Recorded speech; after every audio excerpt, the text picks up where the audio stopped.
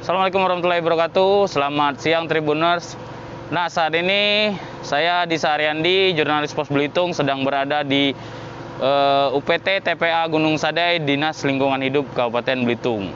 Nah, bisa kita lihat dan kita dengar di belakang saya sudah ada suara mesin ya, yaitu pembuatan pupuk kompos. Dan memang untuk menuju ke lokasi ini sangat perlu perjuangan tinggi, yaitu jalannya jelek sekali ya, dan banyak bergelombang-gelombang dan dipenuhi air. Sebentar lagi mungkin jalannya mau putus sekali. Nah, di belakang kita udah ada sebuah gudang ataupun gedung. Ini tempat pembuatan pupuk kompos yang memang sudah dilakukan oleh petugas dari Dinas Lingkungan Hidup, khususnya di TPA Gunung Sadai ini beberapa tahun belakangan. Dan di sebelah kanan saya bisa dilihat ada tumpukan sampah. Nah, tumpukan sampah ini sampah dari berbagai tempat yang ada di Belitung ataupun Tanjung Pandan sendiri, yang setiap hari dibawa ke lokasi penampungan ini. Sudah seperti gunung es ya. Tapi kita tidak akan ke sana, kita akan ke sana ya. Tribuners, saya ikuti kita. Nah, di gedung inilah sampah-sampah organik yang ada dari pasar, dari rumah tangga akan disulap menjadi sebuah pupuk ya. Nah, kita akan masuk ke dalam, Tribuners. Nah, di situ ada ibu-ibu dan bapak-bapak yang melihat ataupun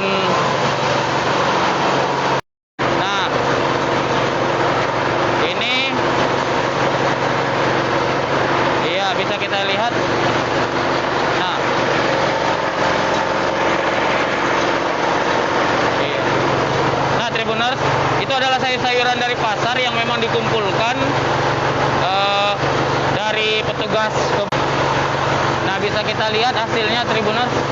Nah, ini dari gulungan mesin.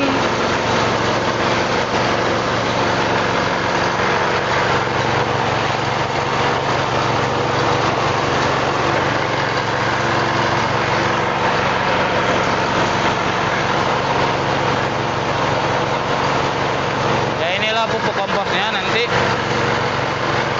Nah, ibu ini jadi Abang Anggi memasukkan sampah-sampah bekasnya ke dalam mesin, kemudian digiling dan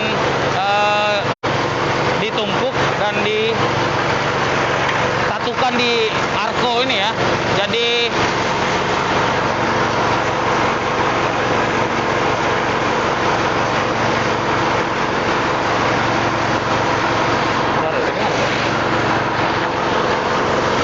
baik, Tribuners, di sini juga ya bisa kita lihat.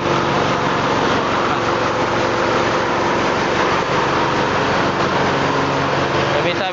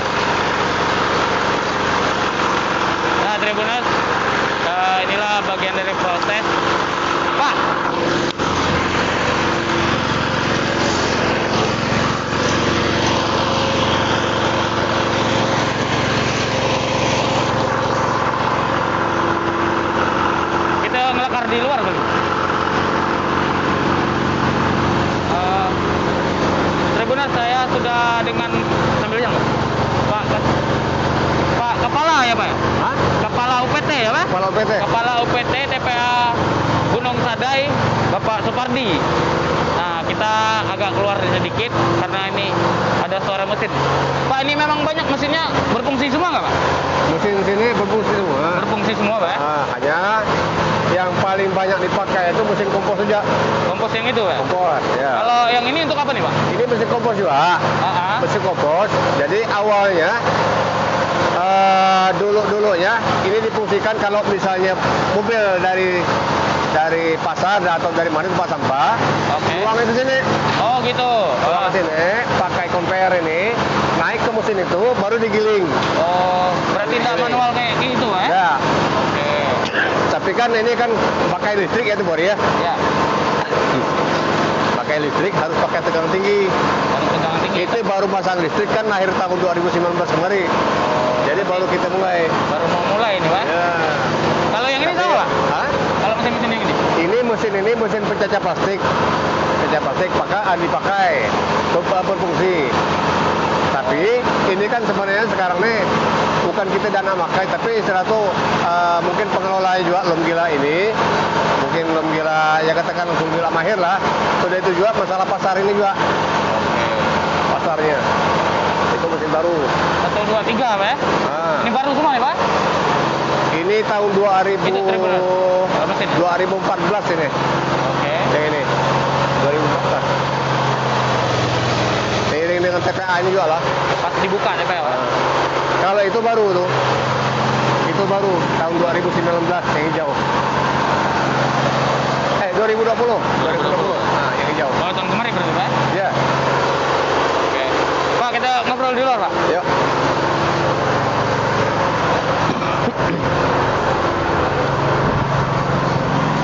Pak, kalau kompos ini tiap hari nggak, Pak, diproduksi? Kompos ini sebenarnya kita buat tiap hari. Tapi volumenya tidak banyak. Hanya kita kan ngambil komposnya bahan-bahan yang ini sisa sayuran tidak dipakai kan dibuang sini kan. Terus sisa daun gitu ya. Daun kita olah sana. Jadi volume itu paling banyak sehari itu 100 kilo. Paling banyak itu sehari itu. 100 kilo. Pak, kilo. Itu dari sampah yang ada di Tanjung Pandan semua, Pak? Ada yang dari kecamatan lain, Pak? Kita dominasi sebenarnya kalau sampah yang masuk sini itu terkonsentrasi dari Tanjung Pandan aja. Tanjung Pandan ini juga sebenarnya kayak masuk Seberang tuh. Seberang sih sebenarnya ada juga sampah yang masuk sini, tapi volumenya tidak gitu banyak kan. Terus yang terjauh kalau Tanjung Pandan ini daerah Bulutumbang kan. Nah, Bulutumbang kan seputaran bandara tuh menurut dulunya mereka ngangkut sendiri kan. Jadi tidak terbawa ke sini. Itu yang paling jauh, jangkauan paling jauh. Bulutumbang kan Air Mengkuy masuk kan. Air Mengkuy tidak masuk juga sini. Itu yang terjauh. Kalau kecamatan lainnya kayak Badau, terus Serat Nasik, Sijok, itu sifat insiden aja. Kayak Tanjung Layang misalkan Sijok ya. Itu kalau ada event misalnya pasti banyak tuh sampah, Pak? Iya. Oke. Pak, kalau ini kan sehari 100 kilo nih, Pak? Iya. Pupuk kompos itu dibagikan ke masyarakat atau gimana nih, Pak? Kira-kira? Kebanyakan sih kita bagikan ke masyarakat. Kita bagikan itu aja untuk aplikasi ke tanaman-tanaman mereka kan, karena kita kan tidak merekomendasikan pupuk ini untuk komersil. Tidak dijual. Kalaupun itu berlebih, umpamanya kami usahakan untuk nimbun ini dikembalikan ke landfill ini, ke tanah, ke tanaman-tanaman yang ada kan. Memang di sini kita pakai kompos. Oh, ini pakai kompos semua nih, Pak? Cabai ini banyak nih cabai ini. Oh, subur berarti, Pak? Bagus. Tapi cabai.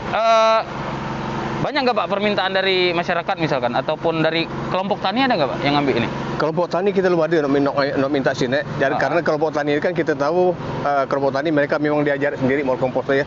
Dari sisa-sisa tanaman dia. Jadi kelompok tani ada saya nak pernah ini studi banding ke sini kan nggak nyaw di mereka sini. Melihat cara mau kompos segala macam. Ya inilah dia. Hanya kita kan kita tidak beri kepada mereka. Nah, terus kalau seumpamanya masyarakat misal ke sini adalah enggak aja, Pak? Sesekali ada yang ke sini kami minta bagi kompos atau mereka nak beli katanya. Jadi aku sebut kalau semuanya beli memang kami nak jual. Kami tidak jual komposnya. Dari dulu memang tidak pernah kita jual. Ada lah yang bawa balik ke sini kan sekarung atau 2 karung kecil aja untuk konsumsi mereka lah sehari-hari di rumah. Informasinya memang pupuk kompos ini kualitasnya bagus, Pak ya? untuk sepanjang tanaman ini sama saya sayur? sebenarnya mendengar dari aplikasi di lapangan lah Ya. di masyarakat ya, tanaman itu subur katanya. Iya. Subur.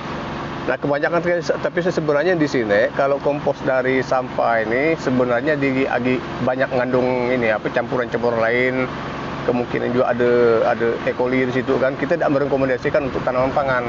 Oke, berarti Nah, hanya tanaman pangan kan otomatis di sana itu dikonsumsi langsung dari masyarakat, dari manusia ya. Kita khawatir itu kalau berbahaya. Lebih banyak kita ini apa kita arahkan kepada tanaman-tanaman yang kayak karet gitu kan, sahang kalau dapat gitu. Lah berapa tahun ini Pak kira-kira? Ini kita sebenarnya sebelum aku masuk sini 2019 pernah dikelola dari petugas sebelumnya. Itu sejak tahun 2014 2015 ada yang ngelola Pak Yano yang sering-sering sini ada juga. Nah, itu mereka ngelolanya. Jadi sekarang ini semenjak aku di sini 2019 awal kemarin itu sampai sekarang memang kita teruslah kita produksi terus. Produksi. Ya. Kita ngambil lah bahan-bahan. Tapi kalau sumpahnya kita nengok sampah masuk sini, memang sebenarnya kalau kita ngelihat kasat mata gitu ya, alangkah banyak sampah sebenarnya agak banyak potensi untuk diolah kembali. Untuk diolah. Nah, tapi kan sebenarnya kalau sumpahnya kita katakanlah kita ngambil sampah gini sisa-sisa yang kelihatannya yang organik gitu kan. Memang ada semacam sulit sih sebenarnya karena harus melalui penyaringan segala macam atau misalnya nak memilah yang juga. Tapi sebenarnya petugas kita kan di sini hanya orang 8 ini ya mampulah semampu mereka kumpulkan sampah-sampah itu memungkinkan untuk untuk dikelola jadi pupuk organik gitu. Alangkah lebih baik masyarakat membuang sampah non organik dan organik itu dipisah ya Pak? Dipisah dalam satu kantong ataupun satu wadah, ya. Biar nanti teman-teman yang hanya orang 8 ini mengelola sampah yang ada di Pulau Belitung lebih ini Pak ya, lebih gampang lah gitu. Pak, dulu kan pernah sempat tersebar nih warga membuang masker ya Pak. Iya. Tanpa istilahnya dimasukkan dalam kantong plastik ataupun tempat yang lebih aman. Ya. Nah, itu sempat ada kekhawatiran dengan teman-teman Pak? Jelas ada kekhawatiran. Kita sini kan sebenarnya aku selalu wanti-wanti juga dengan kawan-kawan di sini bahwasanya harus waspada apalagi zaman-zaman pandemi macam ini ya. Ya. Istilahnya kita hanya dapat melihat saja. Oh ini misalnya sampahnya model katakanlah sampah B3 mereka hanya tahu umpamanya saya beling ya. Atau misalnya isak-isak jarum suntik atau misalnya entah itu kaleng-kaleng termasuk B3 juga. Termasuk juga Pampers.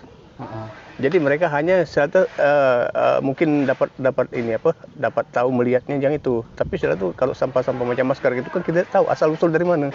Iya. Apakah yang pemakai dulunya ada keluhan penyakit segala macam. Itu yang bahaya sebenarnya. Bagi yang corona nih Pak. Tapi teman-teman sini waktu itu kekhawatiran gimana Pak kira-kira? Sebenarnya kita istilah tuh walaupun dikatakan ini ya hati-hati terhadap ini, mereka sebenarnya karena mungkin memang gawe mereka hari-hari lah berhadapan dengan sampah kayak tidak asing lagi sih sebenarnya. Walaupun itu lihat umpamanya bukan sekali dua mereka menemukan bungkusan plastik isi ya, selain infus jarum suntik, bekas-bekas ini tindakan medis gitu. Oke. Sampai dulu kan pernah kan kita coba koordinasikan ke ini ke gimana kan itu Pak sampah seperti itu? Itu kita kembalikan ke sana, ke rumah sakit ya. Karena kita tidak punya kewenangan untuk memusnahkan itu. Betul. Jadi kita kembalikan ke mereka juga kita undang sini untuk melihat keadaan fisik sebenarnya. Kita bawa ke mereka, so mereka angkut aja. Berapa kali itu Pak ditemukan hal seperti itu? Itu tahun 2020 kemarin sekali sih sebenarnya, sekali setumpukan itu. Dan karena mereka juga sebenarnya waktu itu memang belum belum tidak terkontrol mungkin. Oke. Terangkut ke kontainer. Terbawa ya Pak. Tapi setelah itu tidak ada lagi? Tidak ada lagi.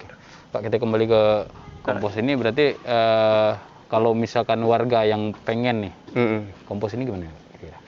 Datang aja ke sini. Datang aja. Selama kompos itu ada, silakanlah. Kita bagi-bagilah. Kan ini kan produknya memang kita tidak ada yang katakan makan biaya yang tinggi kecuali di sini ada mengeluarkan bahan bakar paling-paling. Iya. Beli E4 untuk fermentasi ya itu udah.